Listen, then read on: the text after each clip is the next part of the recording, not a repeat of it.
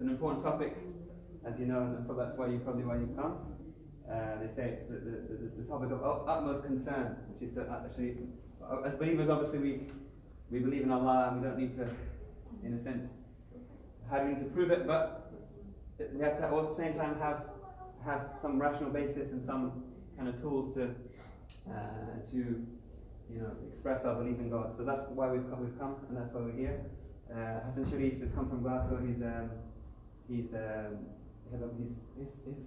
kind of studies are mostly in economics and finance, but he's also studied a lot on the side with the scholars in Glasgow. He's a product of the I syllabus, which has been very successful in not just in Glasgow, but in the UK, in just giving people access to traditional knowledge, and giving people the tools to kind of understand this tradition. And he's doing a lot of work with the youth in Pollock Shields and that area, teaching them, educating them. So he's been focusing a lot recently on this topic of kalam, of understanding proofs for God's existence, inshallah. So without further ado, I'll hand over to Hasan. So put some more seats in.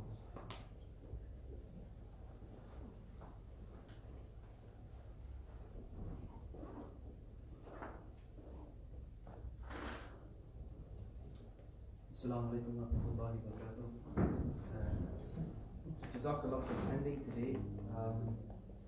Wasn't expecting this many people. Sheikh Amin said to me that it'd be a really interesting topic to cover because I'd done it previously.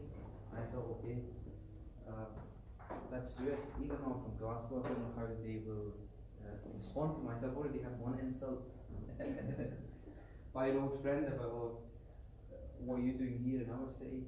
But alhamdulillah, this is a really interesting subject, a really interesting topic, and my background is in economics and finance, and then I kind of got interested in philosophy and rational theology, right? And one thing that I always thought in my mind when I was studying economics was this idea of human beings being rational, right? Human beings being rational people who do things because they mean something, first of all, and because they have an inbuilt intuition in their mind which tells them what to do and why they should be doing something, right? And I thought, okay, well, religious values or believing in God must be rational as well. It's not this idea of you taking a blind leap of faith into the unknown and you just believe and that's it.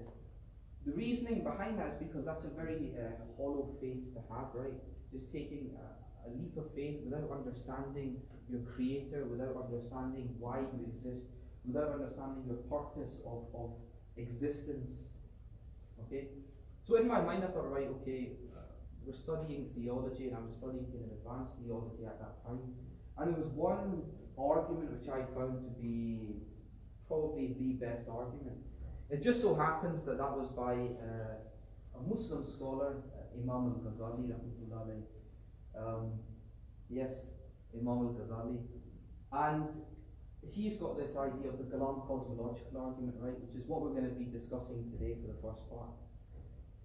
And in the second part, we're going to be talking about, okay, so you've got the rational basis for proving this is of God, which is the Kalam argument. And in the second part, well, how do you link that Kalam argument to the scripture that you have, right? The Quran, the scripture that you have. What attributes do you get from God that fit in? So it's all very well and good saying, I believe in a creator, but what attributes must that creator have, and how do they fit in with reason and rationale? And that's what I'm going to be explaining through Surah Ikhlas.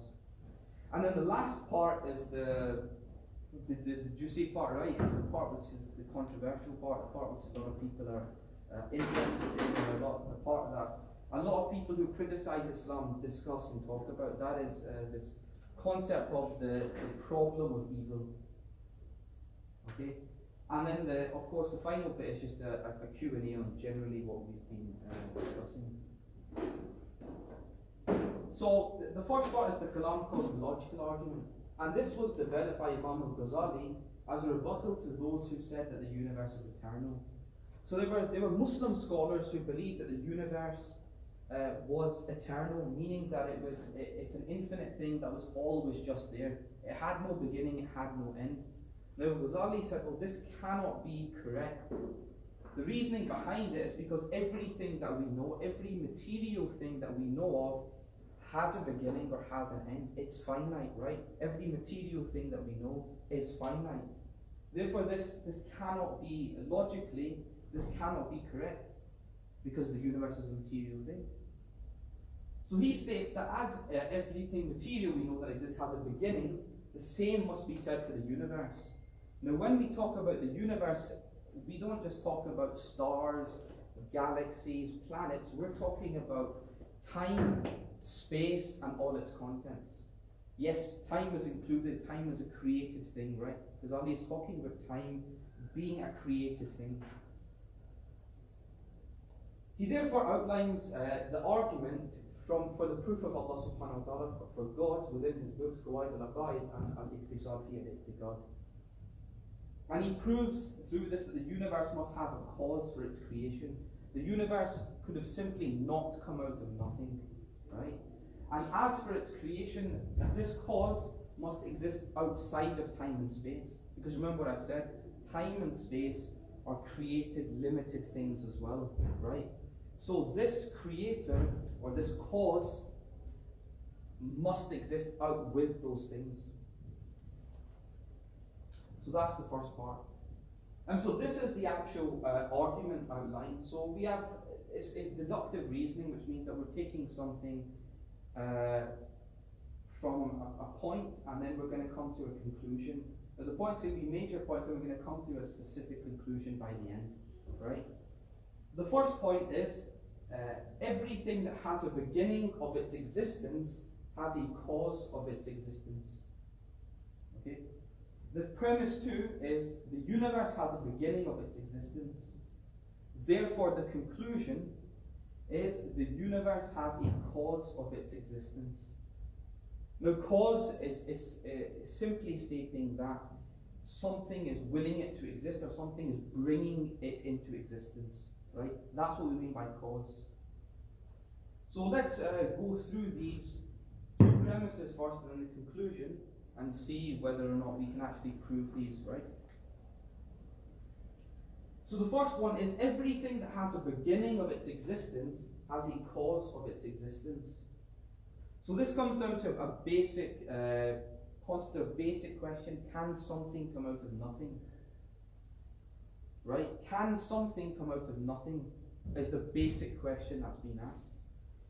And Ghazali said, well, everything material that we know of, everything that we can see, everything that we know that exists through our mind, through our rational faculty of a material thing, we don't know of anything that comes spontaneously, just exists and comes into existence, right? And this was never denied, as if something came into being, there must be something that caused it to come into being, right? There must be something that created it, or something that was there in the beginning, which that thing came from.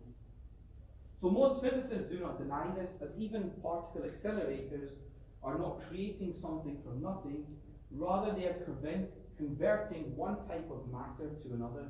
So i.e. a manipulation of creation, right? It's not as if a particle accelerator something was creating even larger particles, or creating greater number of particles.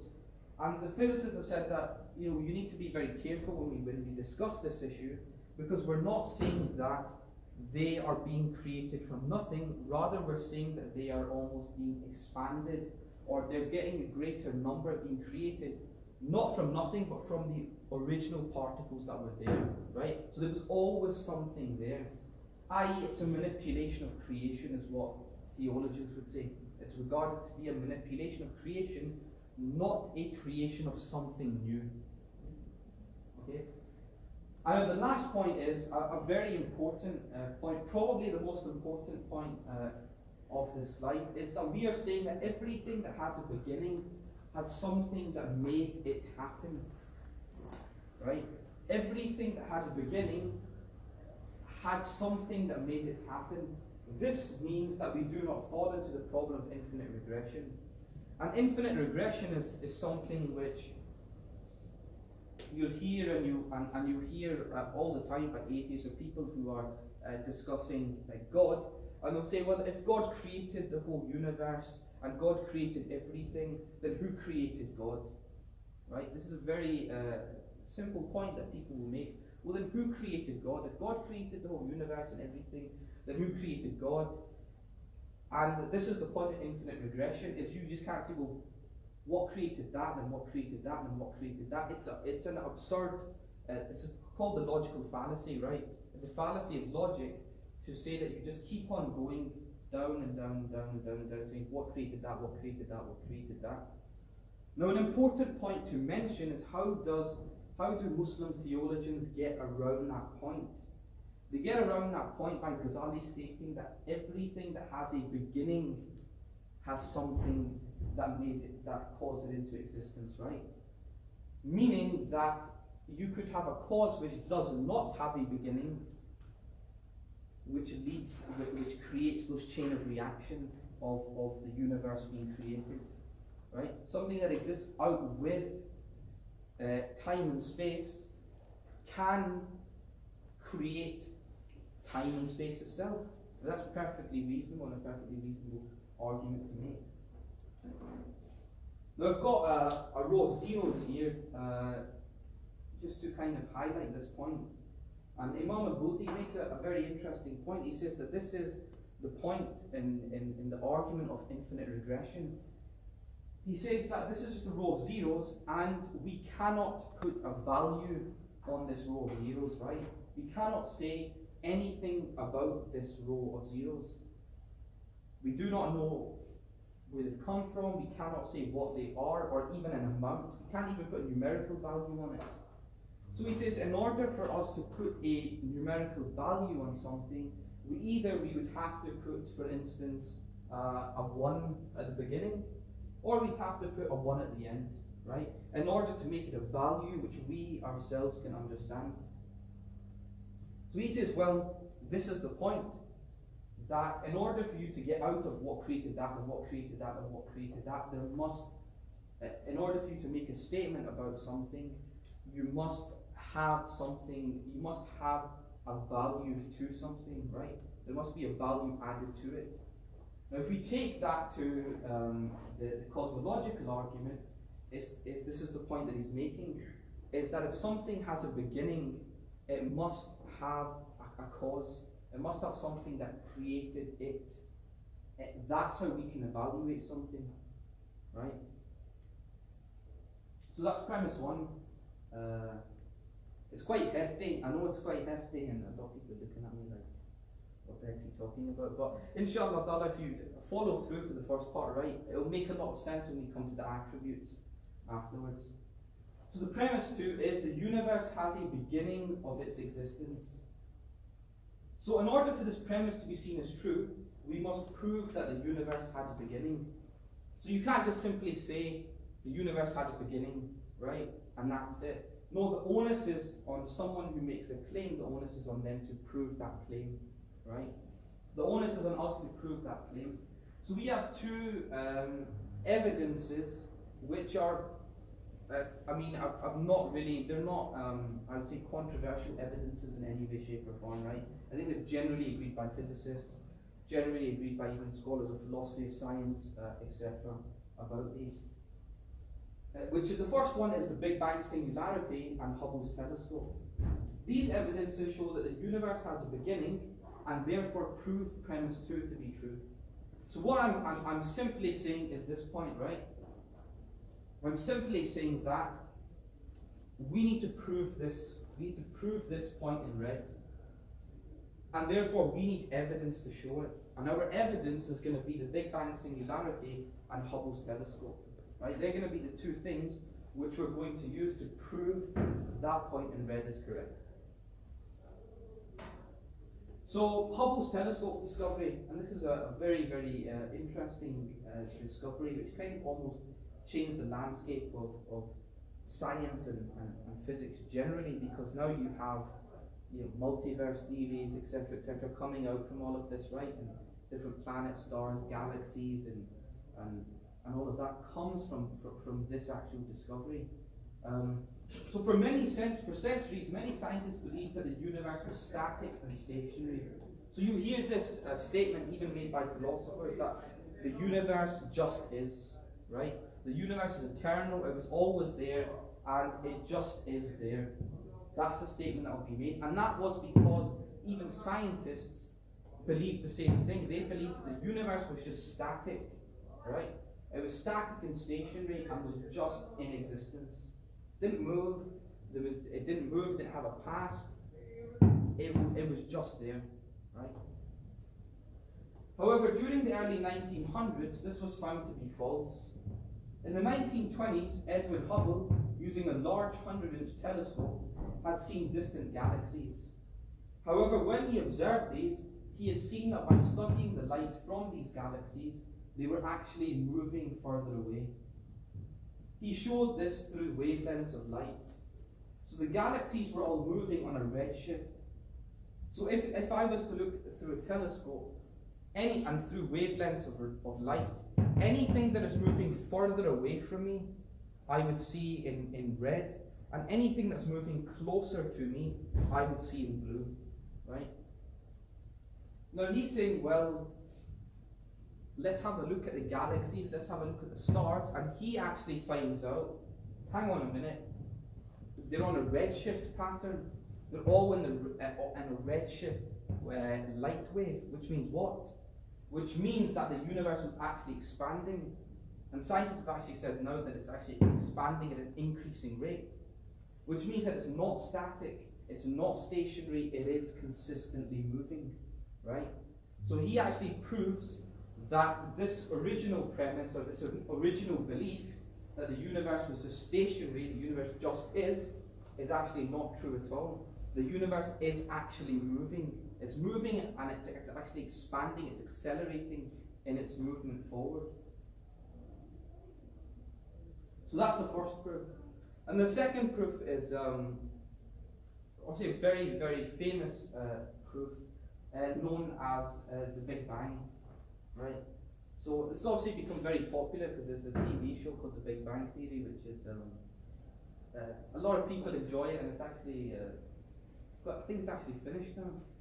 This show, The Big Bang Theory. So, and it's interesting because it's based upon this kind of physics phenomenon, right, of the Big Bang Theory.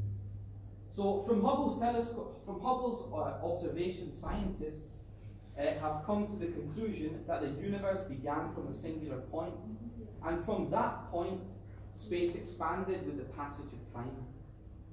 So they actually found that, okay, well, if things are expanding, they must have a beginning, they must have a starting point in order for something to move forward, right? It must have a starting point. So then they came up with this theory, this idea of the Big Bang singularity, right? That it started from a singular point, the universe, and it expanded and expanded and continues to expand. Now this is seen to be the beginning of the universe, where not only all matter was created, but even space and time itself. And remember what Ghazali is saying. So I want to just bring it back to Ghazali. Remember what he's saying? The universe includes time, space, and all its contents. Right? So time is included. Time is a created thing, according to Muslim philosophers and even modern day philosophers like William Lane Craig. Their definition of the universe is the same: time, space, and all its content. And Stephen Hawking, he passed away recently, says the same thing as well. Almost everyone now believes that the universe and time itself had a beginning at the Big Bang. Now that's an important point. He's actually reiterating this idea that the universe and time itself had a beginning, right? The universe had a beginning. That beginning point was the Big Bang. Okay? So that's the two premises, and that is how we are trying to back this claim up. Right? So they're the two evidences which we're showing to try and back up that claim in red. So the first one is the Hubble telescope discovery, which is showing that the stars, galaxies, planets, everything, or the universe in general is expanding. And the second one is not just showing that it's expanding, but showing that it came from a singular point, which everything else was created from, or everything else came from. So that's point 1 and point 2, right? Covered. So that's obviously a description of the Big Bang. So that's the singularity point here, and then from that you've got stars, galaxies, planets, and everything created. So Hawking is basically saying at this point here is when time, space, and everything is created, right? Even time is a created thing, and it's all created at that singular point, which then everything else comes from. So that's the conclusion. The conclusion, therefore, is we go back. The conclusion, therefore, is the universe has a cause of its existence, right? Because we've proven the first one, that everything that has a beginning of its existence has a cause of its existence. The second point we've just shown, that the universe has a beginning of its existence. So therefore, the conclusion will lead us to saying what? That the universe has a cause of its existence. The universe could not have just come out of itself. The universe could not have just been, it is just there, right? It had to have a cause or something, an external factor or whatever, that brought it into existence. Okay? So that's the Kalam cosmological argument wrapped up in like 12 minutes. It's normally a lot more detail, of course, to it, but it's an important argument to make, and hopefully I've done it some justice. I can't really say I have, but it's an important point, right? And that's then the conclusion that the universe has a cause of its existence. So logically, that's perfectly watertight, as long as you can prove those two premises. And we're saying, inshallah, that we have proven those two premises. So the point is, the question is, well, okay, you say that, you see, this is the thing. So Muslim philosophers, even Ghazali himself, when he talks about the universe has a cause of its existence, he leaves it at that, right? He leaves it at that. Christian theologians, William Lane Craig, etc., will then go to the conclusion that it must have been a personal God, right, that will have created it. So they move to this point that there is a God that created it. Now, Ghazali's interesting, and generally Islamic theologians are interesting because we don't just get our attributes from being from simply being from a rational faculty, right? That God must have this because it's rational that God has this attribute. Rather, we get our attributes of Allah subhanahu wa ta'ala, our attributes of God, from the Quran and Sunnah, right? And then, of course, we would say that God is a rational being, and therefore those attributes are also rational things. Okay? So that's how we link the two together, is that we have scripture alongside the rational attributes as well. So this is, I specifically chose a very short surah, a very short chapter of the Quran, because of the fact that it's an interesting chapter, because first of all, it's something which people read every single day, right? In your prayer, you read this because it's one of the shortest. Because it's one of the shortest, typically, if we're running out of time, we'll always go to this surah. And I thought it's interesting because of the fact that the surah has so much meaning, this chapter has so much meaning in the religion, yet we kind of take it as something which we do just to get the prayer over and done with, right? So on one hand, I want people to kind of contemplate over the surah, and inshallah ta'ala, if you take anything away from this part of the lecture, it is that when you are reading Surah Ikhlas, this specific surah in your prayer, you're remembering those attributes of God, and you're remembering the greatness of God. And the second part is to show that your faith is rational, that your attributes that you're getting from the Quran, that when you are talking about God, make complete sense. Not only do they make complete sense, but they are within your scripture, right? So that's the kind of two learning outcomes, shall I say, of this part. So this is, of course, the chapter. So the first ayah, the first part of the verse is, say He is God, the One. Now the first verse of the surah states that Allah is one. This affirms the fact that Muslims believe in one God. Now, an interesting point to make is we don't have the Christian theology of the Trinity, etc. We say that God is one. We don't just mean that God is one in terms of there's only one God worthy of worship. That is one part of it. The other part of it is the fact that God is unique, right? God is one, meaning He is unique. There is nothing like Him.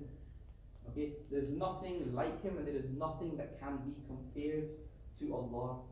That's the other attribute of this. Is not just that God is one in terms of He is the one worthy of worship, but also He is unique in His attributes that nothing can compare to God. Right? And this means that because there is nothing that can compare to God, He, first of all, is the necessary being, that He must be the creator of everything, and He must be the necessary being that created everything else into creation, right? And the second point is that God is the one worthy of being worshipped because He is all-powerful, okay? Because there is nothing that, like I said, nothing that can compare to Him. Therefore, He is the one who is all-powerful, and nothing can overpower Him, thus being the only God worthy of worship. And this is a very common part in Aqidah books, which will always have a chapter about, and they'll always talk about the fact that there can only be one God, and they use this idea of, for instance, let me give you an example. So we have, it was sunny today, right? So it was very sunny today for once. It was sunny in Glasgow as well. Interesting point, right? So we have, it's sunny, and let's just say we had two gods, and we had one God who wanted it to rain today, and we had another God who said, no, I want it to be sunny today. I want it to be a nice day so people can play cricket. If you're Spanish, football, to say generally football, right? So let's just say that, okay? And the other one said, no, I want it to be rainy because the plants need some water as well. So we said, okay. So what would happen? Well, it was sunny today, right? So we would say that, well, if there were two gods and both of them wanted contradictory things, well, one of them wanted it to rain, one of them wanted it to be sunny today, and let's just say they got into a fight with each other and said, okay, let's contest what weather it will be, right? Let's contest what weather it will be. Who won?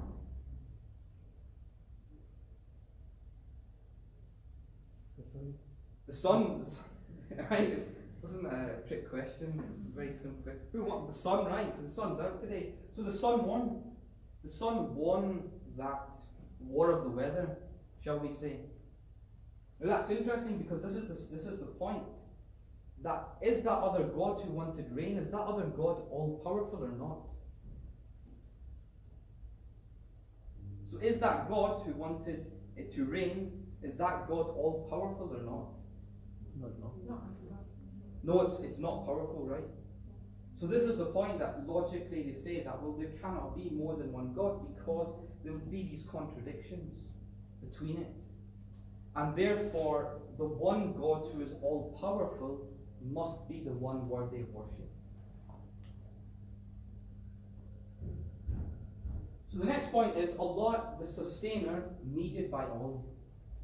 So the second verse reveals the quality of Allah being the necessary existence who is not dependent on anything or anyone. Now this is the attribute of God, which is also showing that God is different from creation, right? Because of the fact that God exists and we are all possible existences, right? Like if I pass away, it's not really going to have that much of an, the world's not going to come to an end. Hopefully not. Hopefully not. But if I did, right, the world wouldn't stop. The point is, if God stopped creating actions, if God stopped sustaining the world, if God stopped the rain, which may be good in Scotland, but if God stopped sustaining the world, everything would come to an end, right? Everything would come to an end. So therefore, we are dependent on that greater being, but that being is not dependent on anyone or anything. Okay? This is because Allah has no cause and is uncaused himself.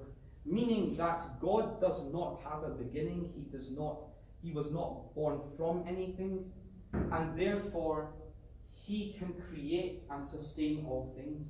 Because he's living outside of our universe, because his entity is outside our universe, outside the realms of time and space, right? He can directly influence everything and sustain everything and keep everything going without being affected himself. Okay? It also looks to show that mankind is the opposite, where humans are in need of things to exist and are possible beings, whereas God is the necessary being, without which we would not have come into existence. So that's just me reiterating that point that I made at the beginning.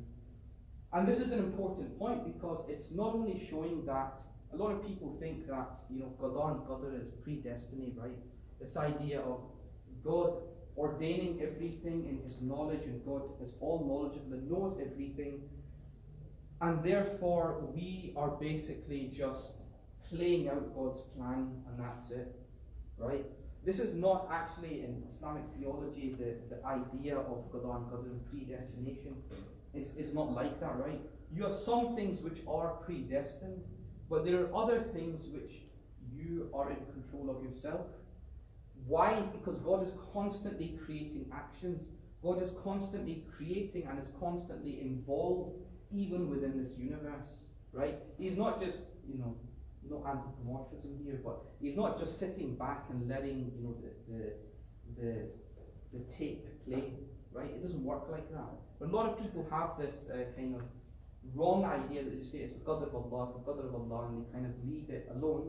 And you say, well, if that's God's plan, and what can I do about it? Yes, that is a part of it, but you yourself, but God is also engaged and is also creating people's actions as well, which means that you have choices as well to make, right? And that is a part of God being the sustainer, that he is actively engaging within this universe as well. But he has never had offspring, nor was he born. So this is, of course, a kind of to differentiate the creed of Islam from Christianity. Of course, is the kind of beginning that we, of course, do not believe that Sayyidina Isa or Jesus was the God's son, right? So that's the first part of it, is to show that. And the second part is, nor was he born. And this is interesting because of 2 points. The first point is to show that Allah has no beginning. And like I said in the Kalam cosmological argument, is that everything that has a beginning must have a cause, right? So when Allah subhanahu wa ta'ala says that he was not born from anything, he did not have a beginning. Rationally now we're showing, okay, it is plausible that God was the one who created that universe, right? Because he did not have a beginning, and therefore something that didn't have a beginning, something which doesn't fit into that idea of being finite, can create something which is finite, right? Something is infinite, it can create something which is finite, right? And that he would mean that he creates everything that has a beginning. So the same idea that he can create everything that is finite, everything that does have a beginning. God can create that because he's outside those realms of things which have a beginning. And the second point is, well, if Allah has no beginning, then he also has no end. This is seen as a qualitative attribute to show that God is different from all of creation or anything that we know that has a beginning. Because typically everything that we know of, every material thing that we know of, is finite, right? Has a beginning and has an end. I'm not talking about metaphysical world and angels and other realms. I'm talking about material things that we know of in this world. We don't know of anything which doesn't have a beginning and doesn't have an end. Okay? Therefore, so it's showing the kind of dissimilarity of creation, right? That God is totally different from his creation. That's the main point of this verse. Therefore he exists out with the realms of time and space, as even these matters have a beginning.